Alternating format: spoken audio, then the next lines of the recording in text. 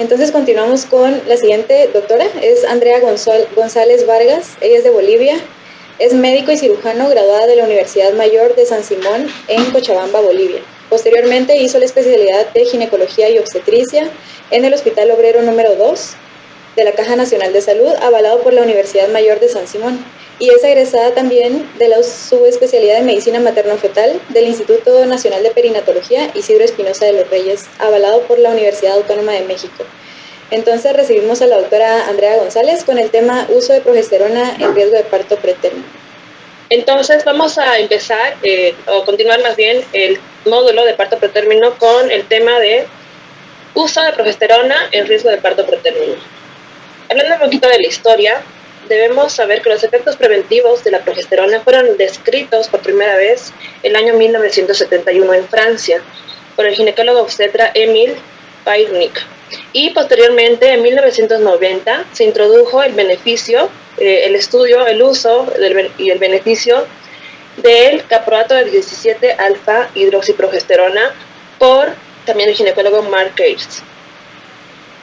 Pasando a esto desde 1990, debemos recordar o por qué se introdujo el uso de la progesterona para parto pretérmino. Debemos recordar que la progesterona es un progestágeno natural, va a ser una hormona esteroidea producida inicialmente en mujer embarazada por cuerpo lúteo hasta que placenta cumpla sus funciones. También se produce en ovarios y glándulas adrenales. La progesterona, ¿cómo va a actuar? La progesterona se dio mucho a conocer por la acción a nivel de cervix en inducir cambios del metabolismo de la matriz extracelular, así como de mecanismos antiinflamatorios. El miometrio va a producir la supresión de la contractibilidad, obstaculizando producción de citocinas. Citocinas como la interleucina 1, interleucina 6, el factor de necrosis tumoral, quimiosinas también como la interleucina 8, y también proteínas asociadas a la contracción. Todo esto lleva a que el aumento de la actividad de las proteasas lleva a una disolución de los cementos celulares como la fibronectina y a un aumento en la apoptosis. Por lo tanto, la progesterona va a mantener la quiescencia del útero y va a reprimir la expresión de estos genes y va a actuar como un medio profiláctico y preventivo para un parto pretérmino inminente, ¿no? Van a existir muchas controversias en el manejo de parto pretérmino, y en este sentido el punto que les voy a desarrollar va a ser el manejo adecuado y el uso indicado de la progesterona en estas pacientes. ¿Cuándo debemos utilizar la progesterona? En embarazos únicos, la progesterona es indicada, como había dicho previamente la doctora Jarmila, con una longitud cervical menor a 25 milímetros en pacientes con o sin antecedentes de parto pretérmino. Entonces es muy importante que vayamos a tamizar de forma adecuada a nuestras pacientes para que podamos identificar a aquella paciente que va a ser una paciente sintomática o asintomática, ya sea en embarazos únicos como en embarazos múltiples que posteriormente vamos a tocar. Entonces, progesterona, ¿cuáles van a ser las vías de administración de la progesterona? Está muy bien descrita ya la vía vaginal,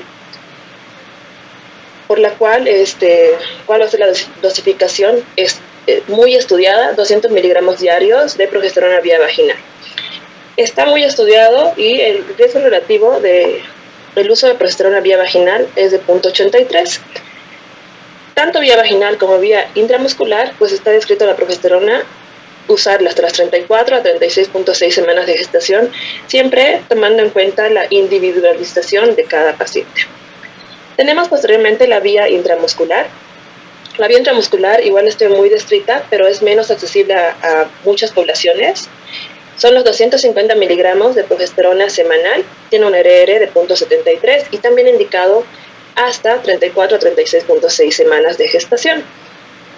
Posteriormente tenemos la vía oral, que no existe evidencia suficiente de eficacia por esta vía. Sin embargo, pues hay muchos países y muchos protocolos que mencionan que sí se va a utilizar la vía oral. Entonces depende mucho del método de administración. La progesterona puede producir muchos efectos adversos. Algunos de ellos van a ser efectos sistémicos.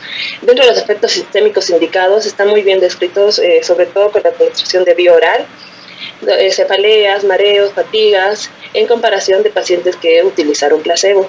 Actualmente en cuanto a la vía vaginal y la vía intramuscular, no hay efectos descritos negativos por esta vía. Por eso actualmente es la más recomendada.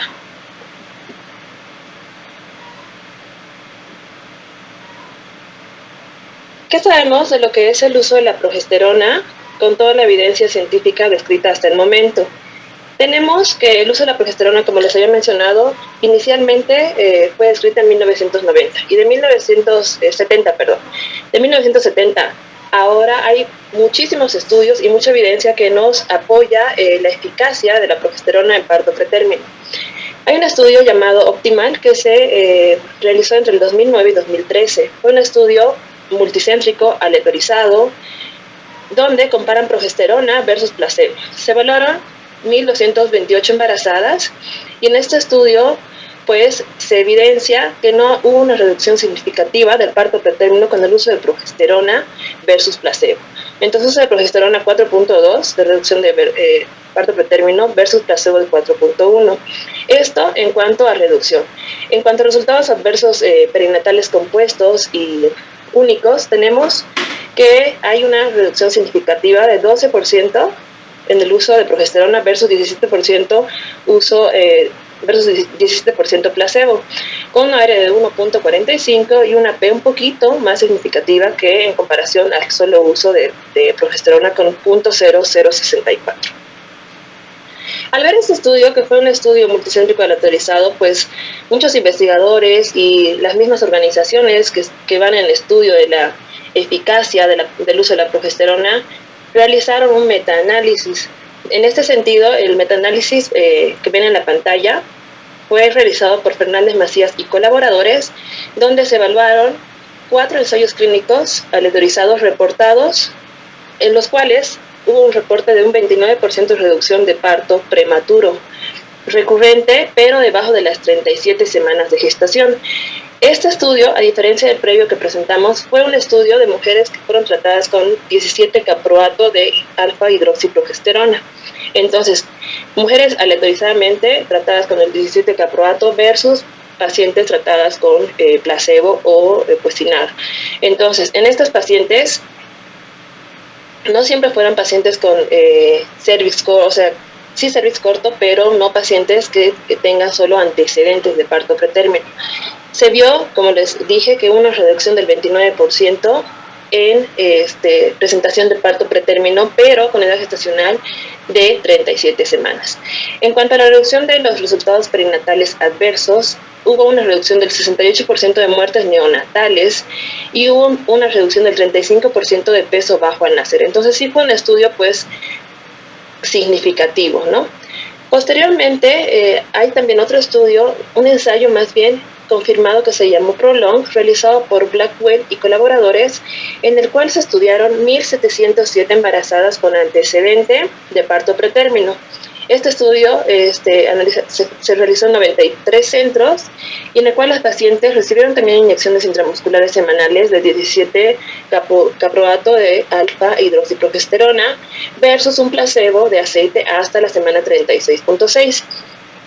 En este se estimaba que iba a haber una reducción de potencia del 98% de parto pretérmino. Sin embargo, de estos 98% que se estimaba, solo se llegó a un 30% de reducción de parto pretérmino en mujeres con embarazos de 35 semanas.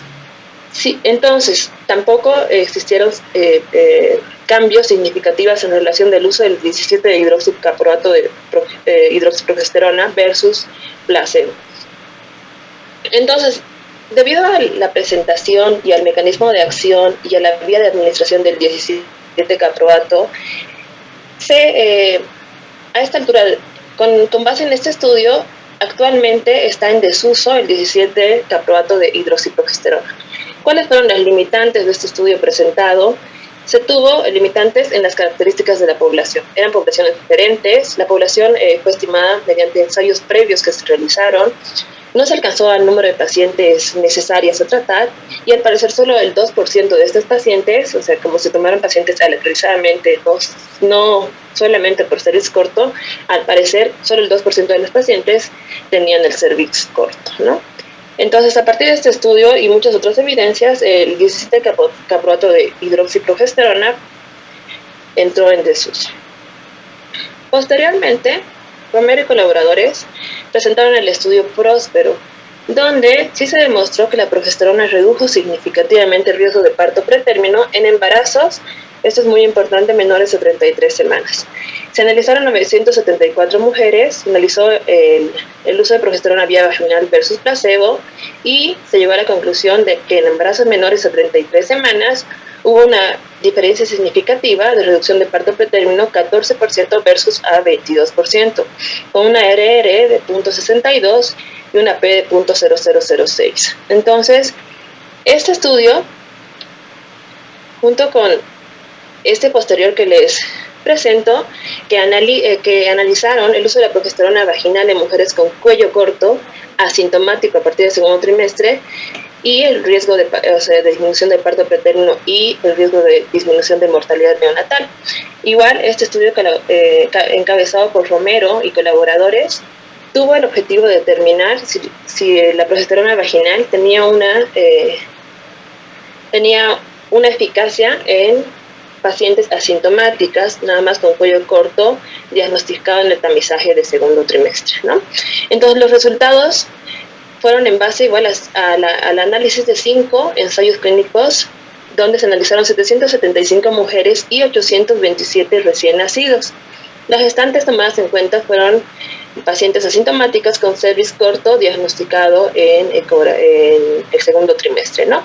Entonces, el uso de progesterona vaginal versus placebo demostró que sí hubo una reducción de parto pretérmino y una reducción de morbimortalidad neonatal. Esto, fundamentalmente, la morbimortalidad neonatal fue compuesta, ¿no? Entonces, este estudio fue uno de los pilares que nos llevó en aquella época a prevalecer el uso de la progesterona de 200 miligramos diarios en amenazas de parto pretérmino, ya sea con pacientes sintomáticas o con pacientes asintomáticas, diagnosticadas o más bien tamizadas en un segundo trimestre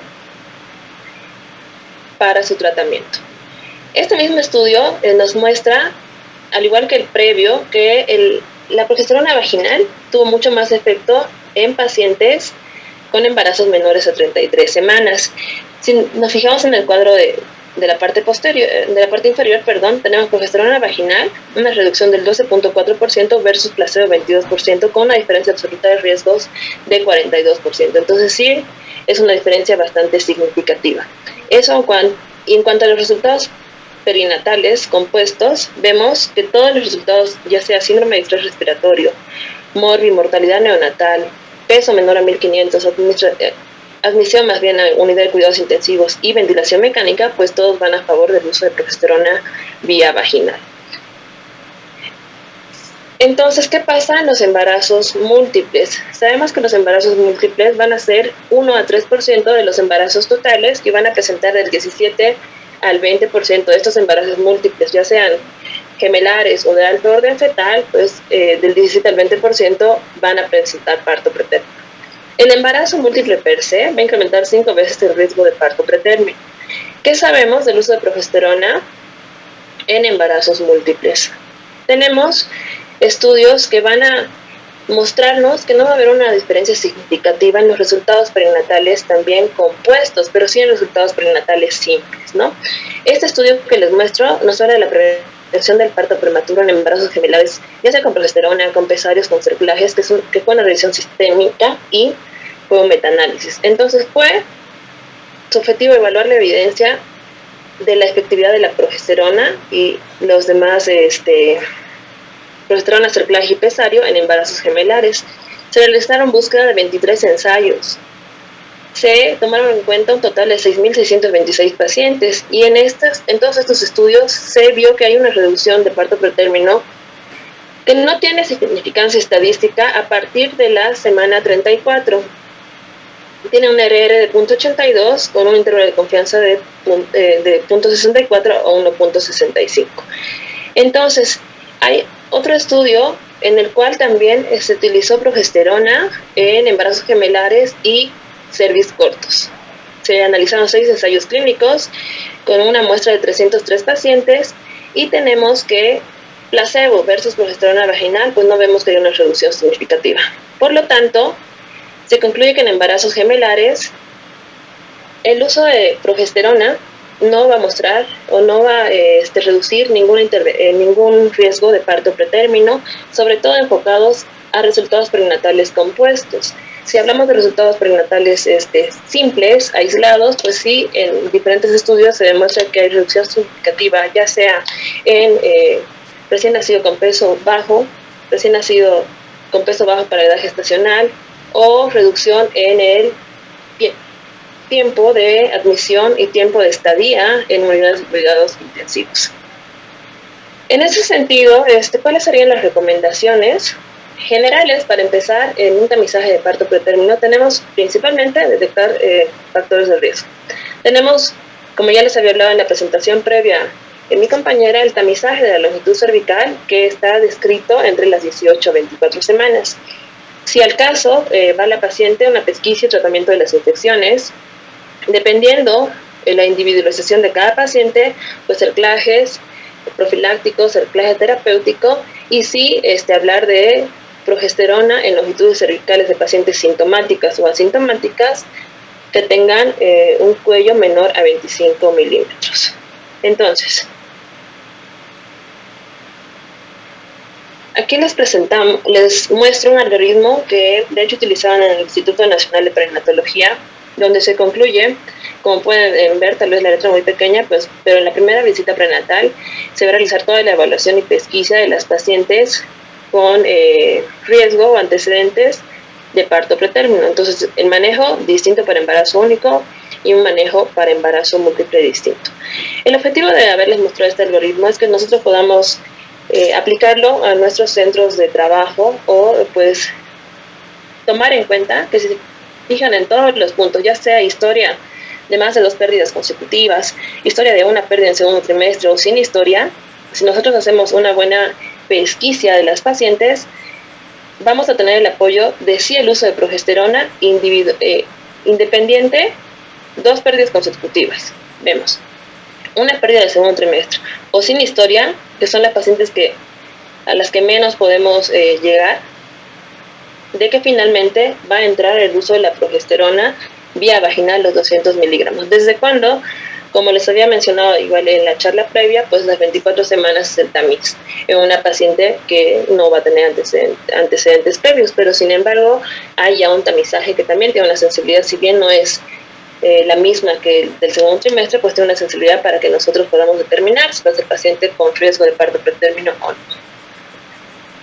Entonces, nuestras conclusiones en el uso de progesterona va a ser hacer una adecuada historia clínica, hacer una adecuada prevención e individualizar el tratamiento, que para empezar no va a ser el mismo para todas, no va a iniciar la misma edad gestacional, no va a ser el mismo en embarazos únicos o en embarazos múltiples. Por ejemplo, en embarazos únicos, volverles a mencionar que es una longitud cervical menor a 25 milímetros, antes de las 24 semanas de gestación, y la administración de progesterona vía vaginal hasta la semana 36.6 de embarazo, ¿no?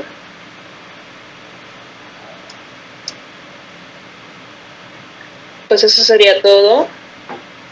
Muchas gracias.